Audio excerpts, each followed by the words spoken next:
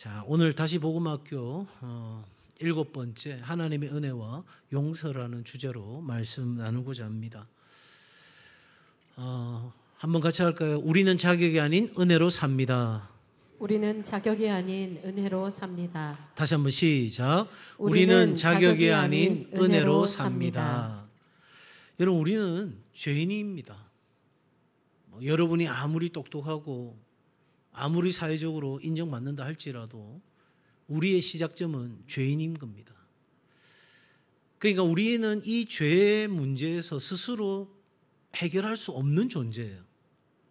그러니까 그냥 내가 어느 정도 노력하거나 애쓰면 그 죄의 문제가 해결된다면 그나마 그래도 우리는 소망이 있을 거예요. 그런데 이 죄의 문제는 그 어떤 것으로도 해결될 수가 없는 거예요. 우리가 어릴 때 불렀던 복음송 기억나는지 모르겠어요. 돈으로도 못 가요. 힘으로도 못 가요. 아무 것으로도 못 가는 거예요. 여러분, 그렇기 때문에 우리는 내가 하나님 앞에 설 수 없다라고 생각할 때가 많아요.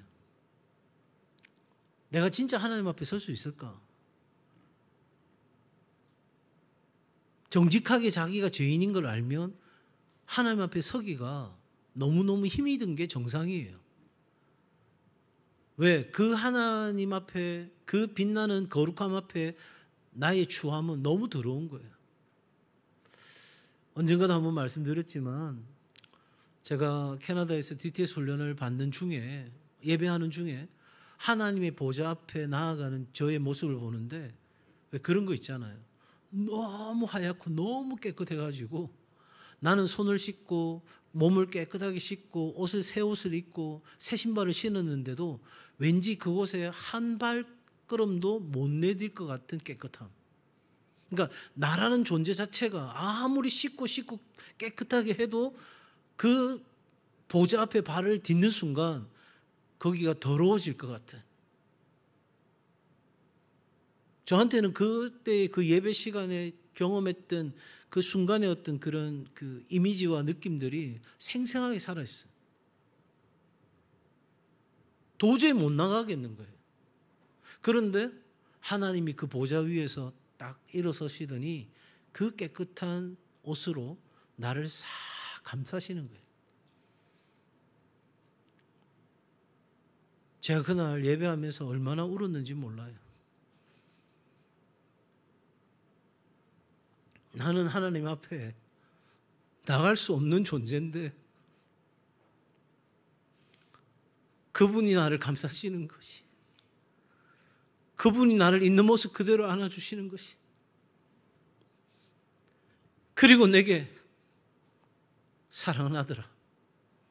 세상이 너를 어떻게 생각할지라도 나는 너를 사랑한다. 그 한마디 말씀이 저는 아마 제 평생 두 번째 하나님이 나를 사랑하신다는 그 음성을, 그것도 친히 하나님의 음성으로 들었기 때문에 정말 가슴 터질 것 같더라고요.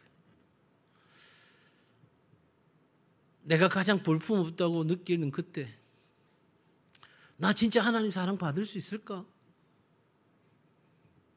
나 이래도 괜찮을까? 그렇게 질문할 때 하나님은 제게 은혜로 다가오셨어요. 이 하나님의 은혜와 구원은 나의 조건이 아니에요. 나의 자격이 아니에요. 내가 얼마나 거룩하게 살았냐? 내가 얼마나 깨끗하냐? 내가 얼마나 하나님 마음에 쏙 드는 그런 삶을 살았느냐? 그게 아니고 하나님이 내게 주시는 선물이에요, 선물. 내가 이거 받아도 될까요? 내가 이거 받을 자격이 있어요? 그거 하나님 묻지 않으시고 그냥 내가 너를 위해 주는 것이라고 말씀하시는 거예요.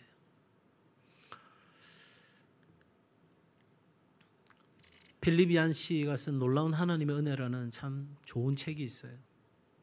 거기서 필립 얀 씨는 이렇게 고백합니다. 은혜는 받을 자격이 없는, 저는 여기 하나 더 붙이죠.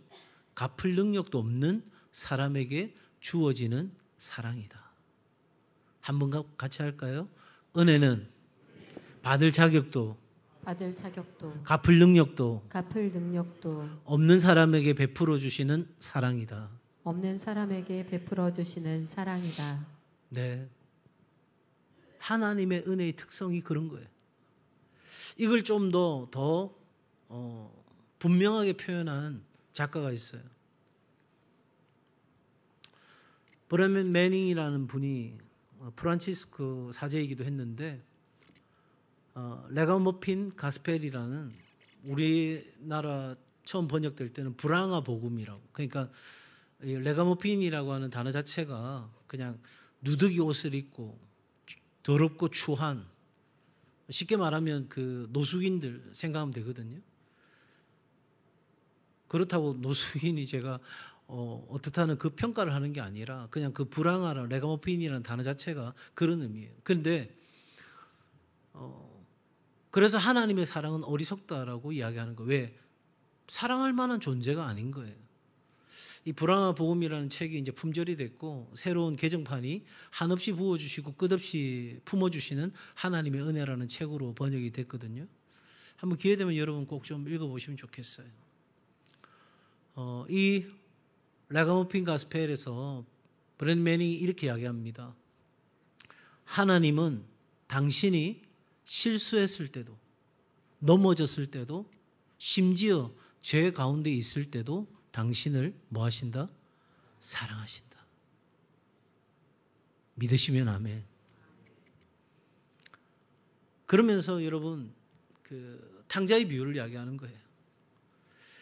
탕자는 아버지가 죽은 걸로 취급하고 유산을 상속받아 가지고 얼마나 주도 면밀한지 그걸 바로 현금화 시켜버립니다. 왜? 뭐 집문서 들고 가지고는 쓸 수가 없잖아요.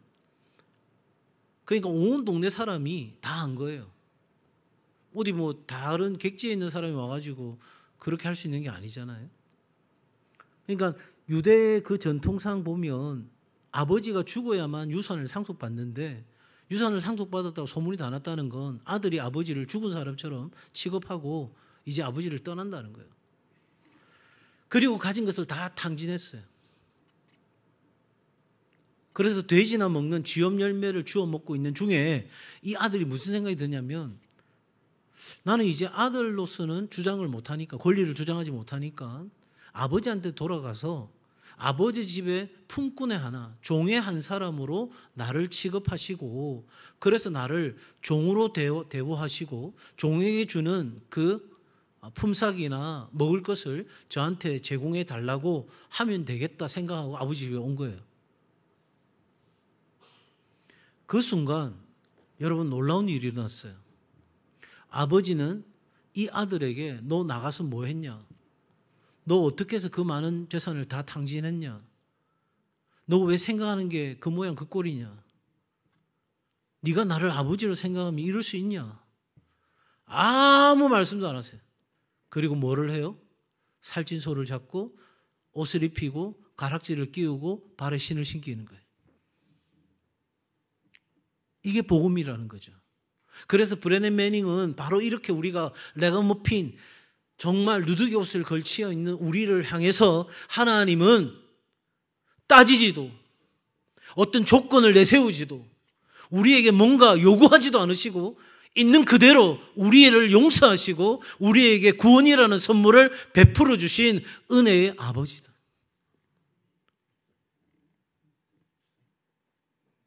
바로 그 복음인 거예요. 그래서 오늘 이 본문의 말씀 우리에게 이 구원, 이 놀라운 역사가 어떻게 주어진 것인지 우리에게 분명하게 그 말씀을 전해주고 있습니다. 1번 같이 할까요? 시작. 구원은 오직 은혜로 주어집니다. 8절의 말씀에 보면 너희는 그 은혜에 의하여. 앞서도 우리가 본 것처럼 여러분 조건 없이 받을 자격이 없어요. 갚을 능력도 없어요. 그런데 하나님이 우리에게 베풀어 주신 사랑과 자비, 사랑할 이유가 없잖아요. 아버지를 죽은 사람처럼 취급했다니까요. 그것도 모자라서 아버지에게 용서를 구하는 게 아니라 뻔뻔하게 그냥 당신하고 나하고 관계는 끝났으니까 이제 나를 당신의 집에 종의 한 사람으로 써달라고 이야기하는 이 아들. 아버지가 무슨 마음인지 무슨 생각인지 자기가 집을 떠나고 난 뒤에 아버지의 심정과 삶이 어땠는지 아무것도 관심 없는 정말 철면피 같고 해도 너무한 이 아들. 그런데 하나님은 아무 조건 없이 당신의 사랑과 자비를 그 아들에게 그리고 저와 여러분에게 나타내셨어요. 내가 먼저 간 게 아니에요. 내가 뉘우친 게 아니에요. 내가 정신 차린 게 아니에요. 그렇다면 여러분 그 비유 속에는 다른 비유가 같이 있죠. 잃은 양의 비유, 잃은 동전의 비유, 잃은 아들의 비유가 그 비유 속에 같이 있어요. 동전이 스스로 돌아올 수 있는 게 아니에요. 양이 스스로 돌아올 수 있는 게 아니에요. 그것처럼 우리가 스스로 돌이키는 게 아니에요. 이 하나님의 은혜가 내게 주어지는 그 순간 우리는 감격할 수밖에 없는 거예요. 왜? 하나님이 우리에게 먼저 다가오셨으니까. 그러므로 여러분, 이 은혜는, 이 용서는, 이 구원은 우리의 공로가 아니에요. 우리의 어떠함이 아니에요. 우리가 열심히 노력해서 획득한 뭐가 아니에요. 하나님의 전적인 사랑입니다. 우리가 구원받았다는 건 이 오직 은혜로 주어진 것이다. 여러분 같으면 불황아 같은 그 사람을 위해 가장 사랑하는 아들을 내어주시겠어요?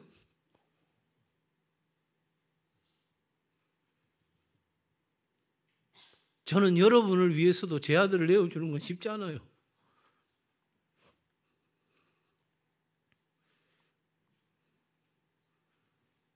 언젠가도 이야기했지만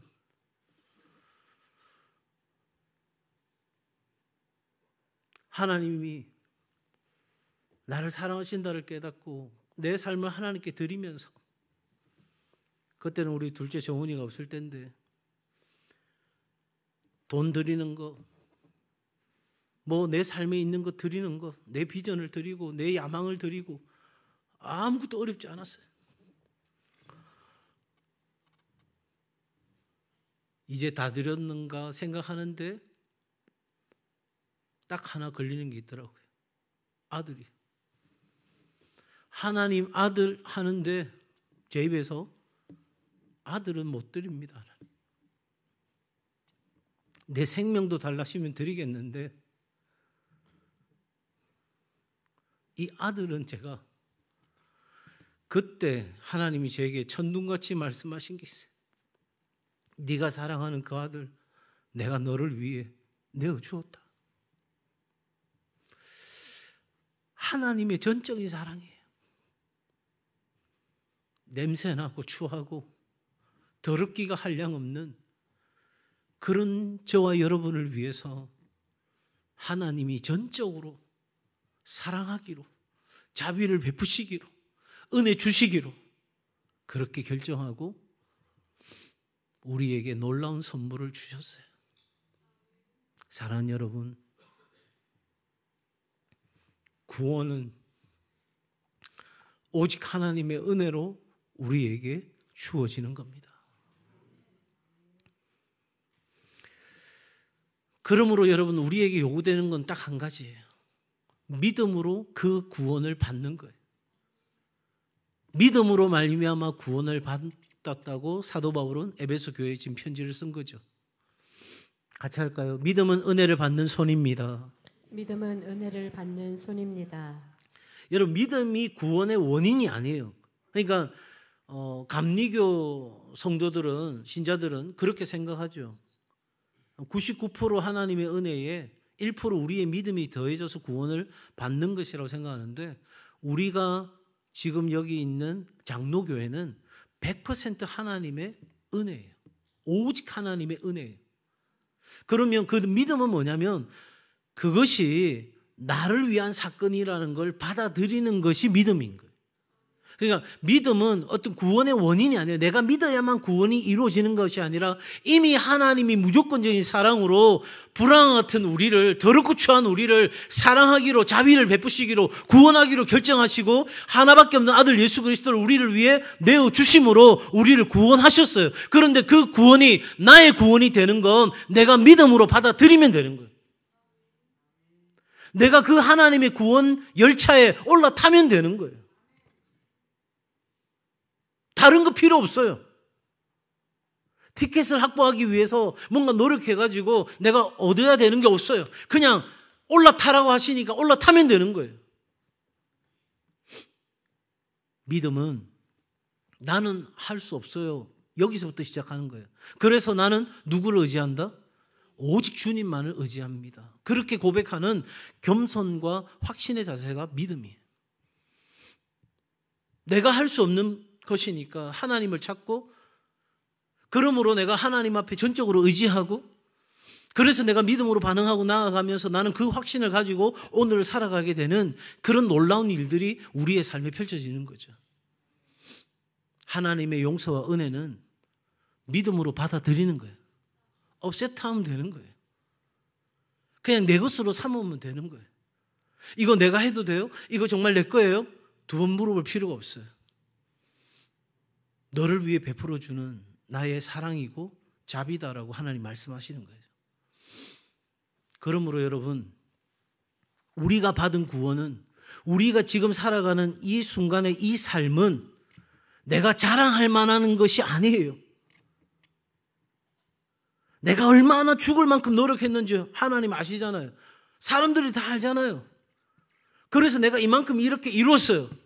미안하지만 그건 뭔가 착각하고 있다는 사실이에요. 앞서 말씀드린 것처럼 우리는 하나님의 은혜로 오늘을 살아가는 거예요. 그러므로 내가 받은 이 구원도 오늘 내 삶에 주어진 삶의 기회와 여러 가지 어떤 상황, 이 모든 것들도 우리의 자랑의 대상이 아니라 내가 이만큼 이루었다고 자랑할 만한 것이 아니라 오직 우리에게는 이 하나님의 은혜와 용서를 깨닫고 오늘 내게 주신 이 시간과 기회와 재능과 모든 것들이 하나님의 그 자비 속에서 베풀어 주신 것이라고 안다면 우리 안에 할 수 있는 유일한 한 가지는 감사예요. 그러므로 감사. 그리 아니하실지라도 감사. 그럼에도 불구하고 감사. 그냥 감사. 우리의 행위에서 난 것이 아니에요. 물론 여러분들이 노력하지 않았다, 여러분이 애쓰지 않았다, 여러분들이 그냥 마음껏 살아도 아무렇게나 살아도 괜찮다, 그 이야기가 아니죠. 내가 잘해서 구원받고 내가 잘나서 여기까지 왔고, 여러분 그렇게 말할 수 있는 사람은 정직하게 이야기하면 없어요. 천상천하 유아독존? 천하에서 내가 제일 잘났다고요? 그런 사람 없어요. 우리 모두가 하나님의 용서가 필요하고 하나님의 은혜가 필요하고 이 하나님의 무조건적인 사랑이 필요한 줄로 믿습니다. 그래서 우리는 나의 나됨을 자랑할 수 없고 나의 구원은 더더욱 내가 뭐 한 것이 없어요. 그러니 오직 믿음의 손으로 받고 믿음으로 취하고 믿음으로 감사하고 찬양하며 하나님께 나아가는 삶이 되기를 주의 이름으로 축복합니다.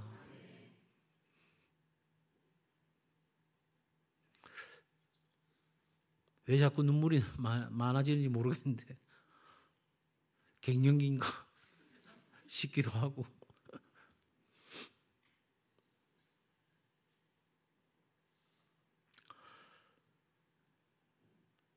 키르기즈스탄에서 마음껏 찬양할 수도 없고 기도할 수도 없고 예배할 수도 없고, 물론 그냥 뭐 용기 있게 제가 얼마든지 할 수 있겠죠. 이슬람 신학교 앞에서도 땅 밟기 하면서 기도했었으니까, 이슬람 성전 앞에서도 기도했으니까, 이슬람 사원에서 모두가 엎드려 절할 때 서 있어서 기도할 때 진짜 한 몇십 명이 너 뭐 하는 사람이냐고 그렇게 공격할 때도 기도했으니까 할 수 있죠. 그런데 저의 어떤 신앙의 행위로 인하여 또 다른 사역팀에게 누가 될까봐 그냥 소구름을 삼키면서 그 5시간 이상을 차를 타고 오고 가는 그 길에 하나님의 은혜가 이 땅을 적셔주시기를, 하나님의 구원의 복음이 절망하는 이 땅 가운데 새로운 산 소망이 되기를,